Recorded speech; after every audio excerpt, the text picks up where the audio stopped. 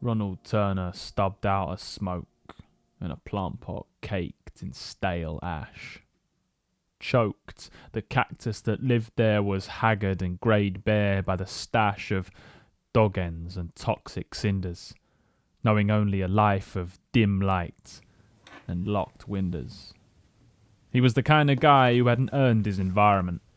He inherited it. In the same way an inmate inherits a ball and chain, it clung to him like a picture frame.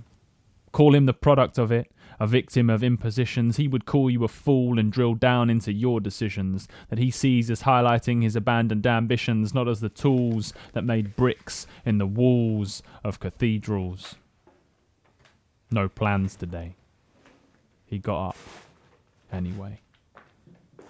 He wasn't without skill, recalling odd facts and information at will, though often strained by tradition dull and mundane. Addiction lit another cigarette with a match, since his lighter was broken and out of gas, that metaphor echoing his feeling of disdain, which amused him at first, and then meandered through melancholy even worse at the start of one stormy Sunday.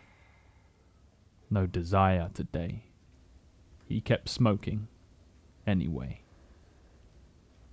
Amongst others, he would often be the butt of all jokes, drawing the short straw and be labelled both the blackest of sheep and the friendliest ghost. He mirrored moons and planets he read of in a few books, the ones he envied for the peace he assumed they knew. Looks were exchanged, with an old mirror cracked, examining dents and cloak scars, facing the fact he never washed them away, flanneling water and scented soap bars.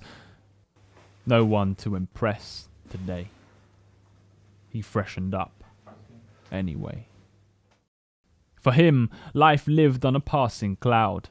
Hopes of grasping he coped without, tending to touch that empty feeling, the whispers of thrills that filled traces of breathing. He knew the world as a place he had no place in, and nestled himself in that negative space within. No one learnt the landscapes better than he, not even the astronomy he studied solidly when solitude grappled his mind and strangled his body. Ronald doesn't need friends.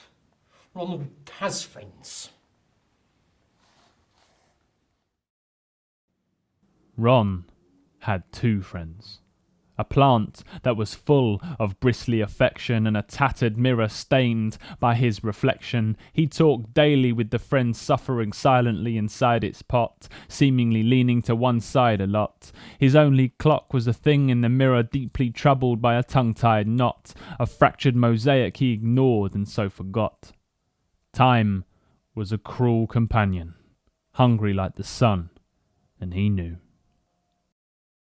Living here, you can understand, was the trophy of no self-respecting kind of man. Cleaning did not appeal, since no one was coming round. No one was coming round because he hadn't cleaned. The lounge, the kitchen, the bedroom, and all of these rooms with a distinct lack of headroom. This meant cigarette fumes would linger on like bad ideas, circling the ceiling with their silver jaundiced smears. This was his den, his hive, his cave, the domain for the last 10 years he'd stayed. This is Ronald's house.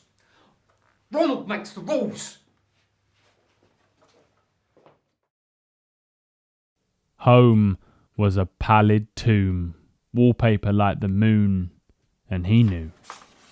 He orbited the room, restless, stretching both arms to a low-hanging ceiling, breathless in a flat that held true to its definition of meaning, and pondered a home that showed him the sky, half-heartedly asking the roof to slide to reveal the path that he should now climb, and no surprises, he was starved of a concrete reply. Returning to the room, he clutched both his sides as two lungs foretold a white-knuckle ride. Breath was one unreliable master, rhythm like asteroids on a belt, and he knew. They called him... Oh, Mr. Ronald, crabby old half-wit. Well, maybe it was true. but sadly he couldn't see past it.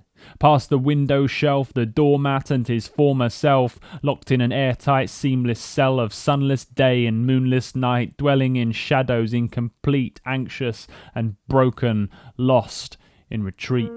The habits he knew were rusted screws gouging pine. Reasons to live were the hardest to find for a man in decline when his roots and his spine shed a jagged lifeline. Lights jittered, and so did Ron.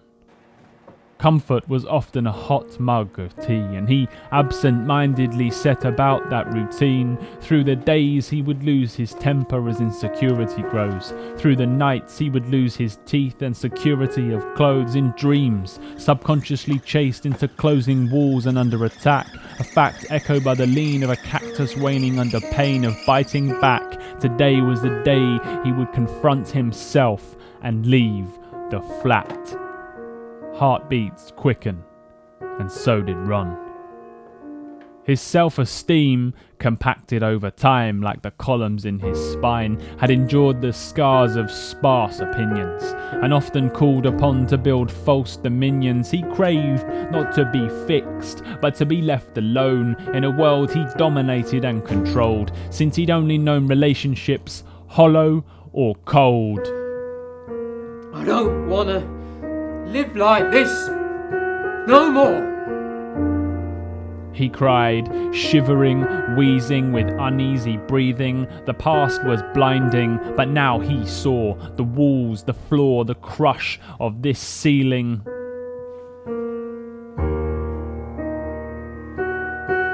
Weather mumbled, and so did Ron, on and on and on, sizing up the doorway to uncharted places. His mind hit the races with only a few paces, as the sight before him now, an oval balloon, like the image reflected in the back of a spoon, and soon rambling. Mind over door, mind over door, mind over door, mind over door, mind over door. Doors, mind over doors, mind over doors.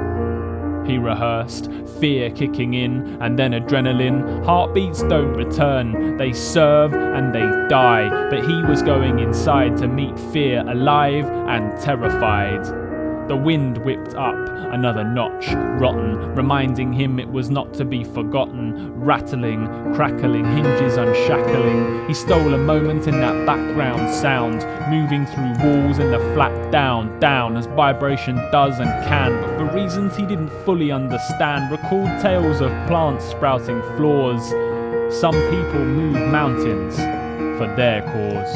Mind over doors, mind over doors, mind over doors, mind over doors, mind over doors. Throwing on a coat, hat and scarf, his best self awoke. He had one large pocket, snatched the cactus, not the smokes. He decided in a snap it was time to quit smoking. Perhaps rules were designed to be broken, just as doors were designed to swing open. Something clicked, cracked back the bracketing, snapped back the packaging, back, forward, back again, jaw wide, eyes wider, the cue, the decider, time to leave all known things behind, and with that he fled in the direction of the door, unlocking it firmly to new forevers and more.